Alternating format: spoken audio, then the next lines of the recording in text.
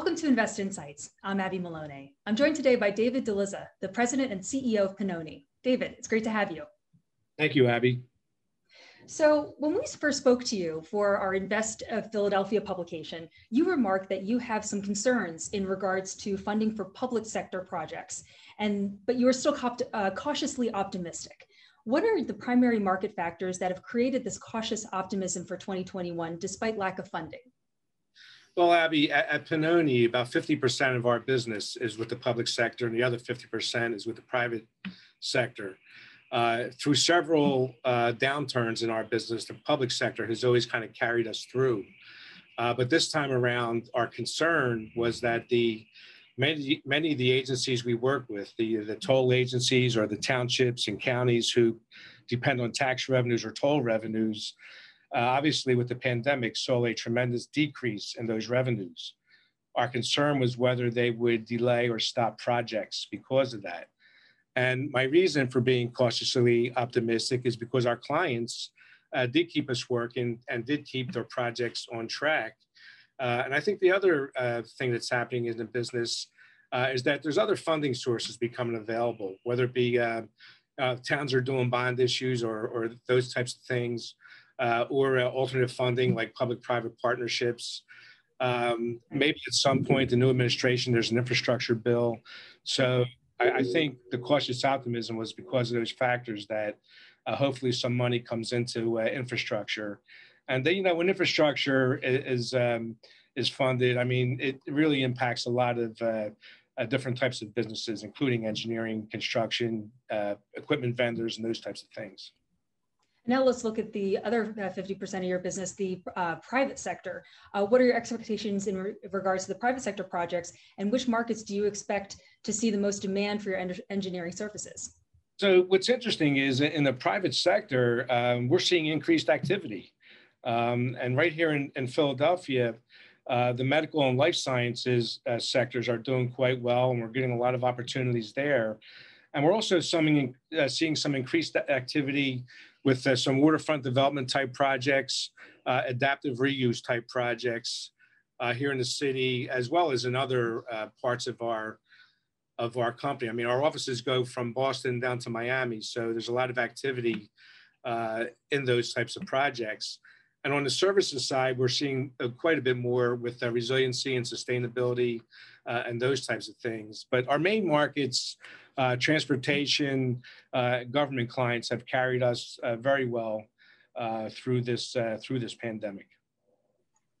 Pennoni has been working with Brandywine Realty Trust on their ongoing Schuylkill Yards project. How have the events and the challenges of the past year transformed or influenced the design of this significant project? And how have you adapted your work on this project to accommodate these transformations? So Brandywine has been a good client of Pennoni for many years, and we really enjoy the relationship working with them. And on the Schuylkill Yards project, a lot of the transformative type design has taken place inside the building, has been done by the architect. But on the outside of the building where we've worked, landscaped plazas, green roofs, those are the types of things that we've looked at there. And then also energy management. So in a lot of these buildings, there's reduced occupancy levels, and we look at increased ventilation and those types of things, as far as the energy goals of a project may go. So if you have an energy management system in place, then you can control what those costs may be, and that's how we kind of help our clients, look at all those types of things. Sure. The Schuylkill Yards projects is going quite well, and again, Brandywine has been a great client of ours. Over the last year, how has technology permanently transformed and changed the engineering business? And how will these changes ultimately benefit the businesses and individuals that you work for or with? Well, it's interesting. Last week, I was on a call for a couple of days with 80 CEOs from around the country, 80 CEOs of engineering firms.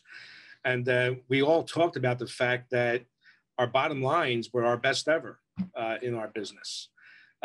One of the reasons for that was the reduction in cost, travel cost and conferences and all those types of things. So I think what we found is that the technology can be very beneficial to our business as far as adding to the bottom line. But we also realize that, one of the questions you have to look at going forward, what things were we doing before that maybe we don't have to do anymore? And that was a lot of the discussion last week with these CEOs of companies, that we look at every cost item and decide which should we stop doing. Yeah, what were the major takeaways there? Well, it was things like, can you do, conferences by Zoom or by virtual reality is one of the tools that we were using last week rather than in person. I'm an in-person type guy, so I'd rather be in person. Especially now it's snowing here in Philadelphia. I'd rather be in Florida or somewhere. So, but those are the things that technology has allowed. And I think we've learned a lot in this past year with this pandemic. We've been forced to learn it, obviously, but we've realized that we can keep our companies operating at another level. And again, how do you sustain that going forward? We've been talking a lot about transformation, and companies have definitely been pushed to transform more than they ever thought this past year. But we've also personally transformed. And so I wanted to ask you, how have you personally transformed this past year? Well, I don't know that transformed is the right word for me. I think adapted is the word. I think I'm not a high technology guy, but I think, when we got into this whole situation, the pandemic, I think we all thought it would last for 2 weeks because that was the initial shutdown period. And here we are, it's going to be over a year by the time we get through this. So I just adapted to contacting clients in different ways than I used to, using more Zoom meetings and Microsoft Teams and GoToMeeting, whatever technology is out there. And from a company standpoint, our operations teams and our support teams also adapted very well. And I really appreciate what they've done to keep our company moving in the right direction over this past year. And lastly, our clients have also had to adapt, and they've kept us working, which has been a huge help to Pennoni. So, I think we got a few more months to get through this pandemic. And what I see, I think we will have to continue adapting and adopting new ways of doing things. And I think that's where we're headed. Great. Well, that was David DeLizza, the president and CEO of Pennoni. My name is Abby Maloney, and you've been watching Invest Insights. Dave, thank you so much. Thank you, Abby. Thank you. Hey everyone, don't forget to like this video and subscribe to our channel so that you can stay up to date on the latest business trends from our knowledgeable experts. Be sure to check out the description below for more information on the segment you just watched. Thanks for tuning in.